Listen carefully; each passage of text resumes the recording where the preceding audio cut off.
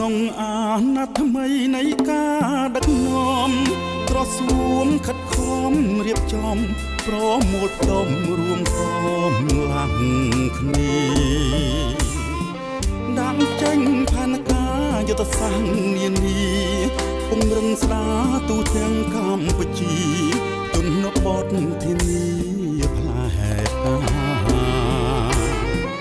กรอสวงอังพิวดจนนบดผ่านกาดะเจ้งหมดจดตามแบบบดเรียจรถพิงบา បាទចំពោះខ្ញុំជាអាជ្ញាធរមូលដ្ឋានអាជ្ញាធរឃុំនេះ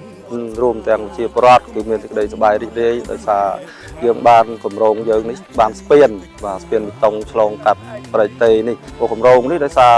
វាជាប្រដ្ឋយើងរងចាំយូរឆ្នាំទៅហើយឥឡូវបានជោគជ័យនេះជាប្រដ្ឋត្រេកអរទាំងខ្ញុំជាអាជ្ញាធរត្រេកអរជាប្រដ្ឋត្រេកអរបាទខ្ញុំសូមថ្លែងអំណរគុណដល់រាជរដ្ឋាភិបាលដូចជាក្រសួងពាក់ព័ន្ធតែจะយកចិត្តទុកដាក់ជាមួយជាប្រដ្ឋបាទមិនឲ្យជាប្រដ្ឋយើងលំបាកក្នុងការធ្វើដំណើរឆ្លងកាត់ក៏ដូចជាការដឹកជញ្ជូនសមិទ្ធផលរបស់កសិកម្មក្នុងឃុំយើងក៏ដូចជាចប់ទៅឃុំទៅតែបាទខ្ញុំសូមឲ្យជាប្រដ្ឋយើងទាំងអស់ចូលរួមត្រេកអរទាំងអស់គ្នានឹងហើយក៏ជួយថែរក្សាសមិទ្ធផលនឹងទាំងអស់គ្នាទៅមុខទៀតប្រើប្រាស់វិជាសមិទ្ធផលរួមរបស់រាជរដ្ឋាភិបាលនឹងដែលបានខំប្រឹងធ្វើដើម្បីជាប្រដ្ឋយើងទាំងអស់គ្នាបាទដើម្បីដឹកជញ្ជូនកសិផលនិងធ្វើដំណើរ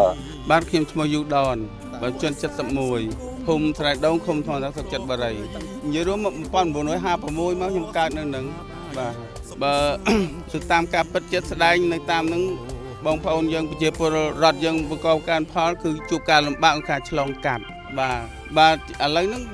បើយើងចិត្តស្ដែងទៅគឺថាសង្ឃឹម 100% ទៅថាយើងបានបើកការឋានសាងសង់ហើយគឺប្រជាពលរដ្ឋយើងសង្ឃឹមហើយជឿជាក់លើរាជរដ្ឋាភិបាលហ្មងមិនជាយូរទេព្រោះការសាងសង់ហ្នឹងគឺវាមិនមែនថាដូចចិត្តបំណងយើងថាមួយថ្ងៃពីរថ្ងៃបានទេណាការសាងសង់ហ្នឹងគឺវាអាចប្រើពេលវេលារយៈពេលឆ្ងាយដែរអញ្ចឹងយើងថាត្រឹម2ឆ្នាំដូចជាមិនយូរប្រហែលទេអ្នកជំនន់ក្រោយខិតខំបន្ត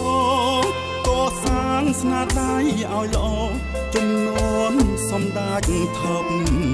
បដី